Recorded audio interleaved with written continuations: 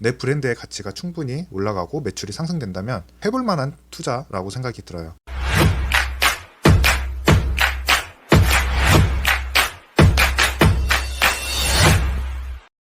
안녕하세요, 양 사장입니다. 컨셉이 좀 달라진 것 같죠? 왜 그러냐면 제가 아는 동생이 갑자기 제 유튜브 채널을 보고 연락이 왔어요. 뭐냐면 평소에 제가 사실 농담도 되게 좋아하고 장난기가 진짜 너무 많은데 장난을 너무 좋아해요. 근데 너무 진지하다는 거야. 그리고 더 팩폭이었던 거는 목소리로는 알겠는데 너무 딴 사람 같다라는 거죠. 그래서 어플을 사용을 했냐고, 그래서 어플을 사용했다고, 안 그러면 너무 봐주기가 좀 그렇다고, 그래서 요즘 피부가 좀 많이 안 좋아지는 것 같아서 어플을 사용을 했다라고 얘기를 했어요. 그랬더니 그거 너무 형 같지가 않다, 그리고 너무 진지하니까 막 소름 돋는다, 막 손발이 오그라든다 라고 얘기를 하더라고요. 그래서 근데 어떻게 내 컨셉을 그렇게 처음부터 잡으려고 그랬던 건데 그래서 좀 편하게 한번 가보고 싶었어요. 그래서 와이셔츠도 이제 잠깐은 내려놓고, 어쩔 때는 이제 또 와이셔츠를 꺼낼 수도 있어요. 그렇기 때문에 갑자기 말 놓고 아니면 편해졌다고 도망가시는 분들이 좀 없었으면 좋겠습니다. 일단은 그냥 오늘은 사례의 한 부분을 좀 이야기해드리고 싶어가지고 이렇게 카메라를 켜게 됐어요. 한 친환경 제품, 또 갑자기 진지해진다. 어쨌든 한 친환경 제품 개발하면서 판매하시는 사업가분이 얼마 전에 저를 한번 찾아왔어요. 근데 브랜드를 운영을 하면서 환경을 생각하는 작은 실천이라는 그러한 가치를 알리고 싶었는데, 정작 고객들에게 효과적으로 메시지를 전달하는 마케팅 글쓰기에서 큰 어려움을 겪고 있다라는 거예요. 그래서 어떻게 글쓰기를 했었는지 한번 보여달라고 했더니 문제점이 바로 보이기 시작하더라고요. 굴곡이 생긴다. 어플이라서. 어디까지 얘기했지? 근데 문제점이 뭔지 알아요?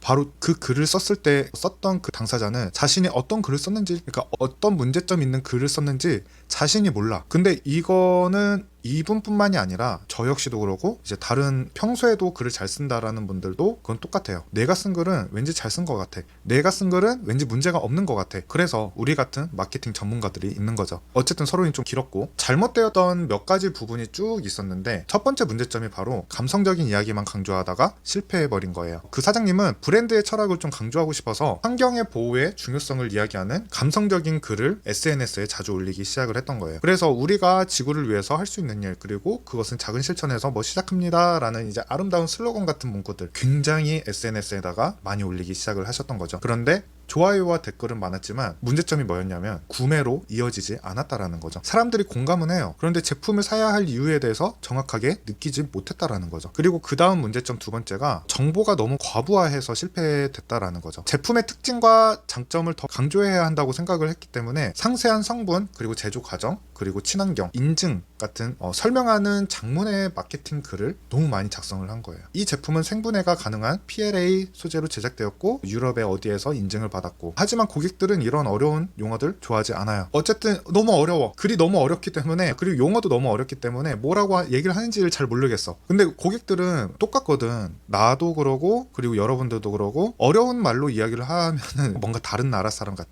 하지만 초딩들도 알아듣기 쉬운 말로 설명해야 된다라는 거예요. 그래서 이번에 제가 쓴 효과팅 기술이란 책에서 아무튼 복잡한 정보에 고객들이 흥미를 잃었다라는 거죠. 결국에 그 밑에 문의글을 좀 쭉 보다 보니까 제일 내 눈에 들어왔던 댓글이 요약해서 설명해 주세요, 이게 왜 좋은 거죠? 그런 반응이 굉장히 많았다라는 거예요. 그래서 다음으로 또 넘어가서 보니 세 번째 잘못된 부분이 또 있었어요. 고객 관점이 아닌 자기 중심적으로 글을 썼다라는 거죠. 이 사장님은 자신의 브랜드 가치를 너무 강조했기 때문에 고객이 원하는 해결책을 제시하는 글을 쓰지 못하고 글이 막 산으로 가버리기 시작을 했던 거예요. 이 제품을 사면 환경보호에 기여할 수 있습니다. 하지만 고객들은 이 제품이 나의 문제점을 무엇을 해결해 줄 수 있는지, 그리고 어떤 이점이 있는지에 대해서 좀 알고 싶다라는 거죠. 내겐 어떤 도움이 되는 거지? 라는, 결국 이 사장님은 몇 년 동안 혼자 힘들어하다가 결국 저를 찾아온 거예요. 조언을 듣고 글쓰기 방식이 바뀌고 해결책을 같이 찾아 나가다 보니 결과는 어땠을까요? 매출이 오를 수밖에 없는 구조가 되는 거죠. 그래서 제가 얼마 전에 마케팅 입문자들을 위한 효과적인 마케팅 글쓰기 기술에 대한 책을 출판을 했어요. 먼저 이북으로 출판이 됐는데 알라딘이랑 예스24 이렇게 두 곳에서 먼저 만나보실 수 있고,